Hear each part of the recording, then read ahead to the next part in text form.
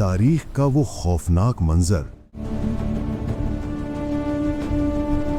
जब इंसानी ताकत और घमंड ने अल्लाह के घर को मिटाने का इरादा किया था। ये वाकया है आमुल फिल यानी हाथियों वाले साल का, जब यमन का बादशाह अब्रहा अपनी पूरी ताकत के साथ मक्का की तरफ बढ़ा। अस्सलामु अलैकुम वरहमतुल्लाहि वबरकातहू। मैं हूं आपका इमरान और आज हम बात करेंगे उस दिन की जब ज़मीन पर हाथियों की चिंगाड़ थी और आसमान पर अल्लाह की कुदरत का पहरा था। बात शुरू होती है यमन से, जहां अब्रहा अल अशरम नाम का एक गवर्नर था। उसने देखा कि अरब के लोग हज और तवाफ के लिए मक्का जाते हैं। उसके दिल में हसद की आग भड़क उठी। उसने सोचा, क्यों ना मैं यहाँ यमन में एक ऐसा शानदार गिरजाघर, एक चर्च बनाऊं कि लोग काबा को भूल जाएं और यहाँ चले आएं। उसने अल कुलैस नाम की एक अजीम इमारत बनाई, सोने और चांदी से जड़ा हुआ महल। लेकिन मेरे दोस्तों, दिलों में जो अकीदत होती है वो ईंटों और पत्थरों की मोहताज नहीं होती। अरब के लोगों ने इसे ठुकरा दिया, यहाँ तक कि बनु किनाना के एक शख्स ने गुस्से में आकर उस चर्च की बेहुरमती कर दी। जब ये खबर अब्रहा तक पहुंची तो उसका गुस्सा 7वें आसमान पर पहुंच गया। उसने कसम खाई कि अब मैं उस काबा को ही ढा दूंगा जिसके लिए लोग दीवाने हैं। वो एक बड़ी फौज लेकर निकला, ऐसी फौज जिसमें बड़े बड़े हाथी थे, और सबसे आगे जो हाथी था उसका नाम महमूद बताया जाता है, जो पहाड़ जैसा मजबूत था। जब ये फौज मक्का के करीब पहुंची तो मक्का वालों में खौफ फैल गया। कुरैश के पास इतनी ताकत नहीं थी कि वो इतनी बड़ी फौज का मुकाबला कर सकें।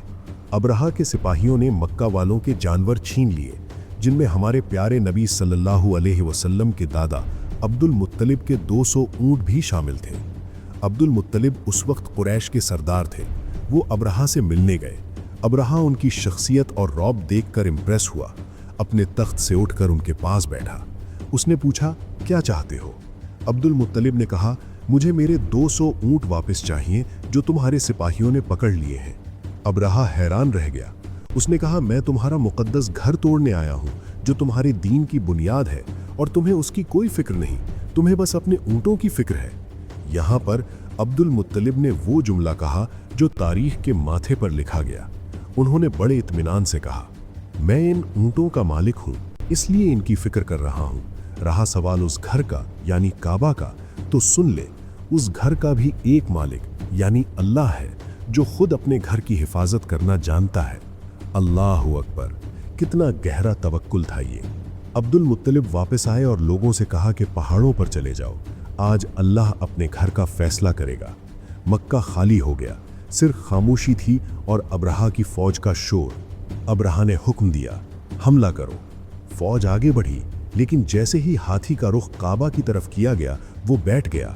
वो हाथी जो पहाड़ हिलाने की ताकत रखता था, वो अल्लाह के घर के आगे बेबस हो गया। उसे यमन की तरफ मोड़ते तो वो दौड़ता, लेकिन काबा की तरफ एक कदम नहीं उठाता। ये अल्लाह की पहली निशानी थी। अभी वो इसी कश्मकश में थे कि अचानक समुंदर की तरफ से परिंदों का एक झुंड नजर आया। छोटे छोटे परिंदे जिन्होंने अपनी चोंच और पंजों में कंकरियां पकड़ी हुई थीं। कुरान ने इन्हें अबाबील कहा है। देखने में वो मामूली कंकर थे, लेकिन वो अल्लाह का अजाब थे।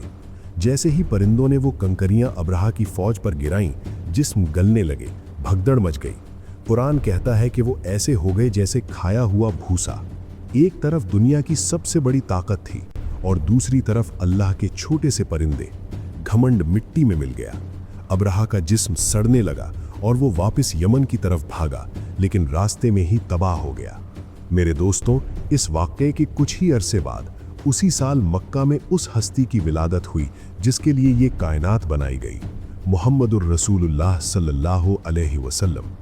अल्लाह ने अपने हबीब की आमद से पहले ही बता दिया कि काबा का निगहबान कोई इंसान नहीं, वो खुद है। आज भी दुश्मन इस्लाम कितनी ही साजिशें कर लें, याद रखिए, इस्लाम और अल्लाह के घर का मुहाफिज अल्लाह है। हमें बस अब्दुल मुत्तलिब जैसा तवक्कुल चाहिए कि हम अपना फ़र्ज़ अदा करें, बाकी अल्लाह पर छोड़ दें। या अल्लाह, हमें भी ऐसा मजबूत ईमान नसीब फरमा, हमारे दिलों को अपने घर की मोहब्बत से भर दे। आमीन।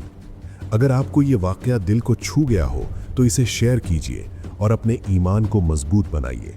अगली बार हम एक और ऐसे ही रूह को हिला देने वाले तारीखी राज के साथ हाजिर होंगे। اللہ حافظ.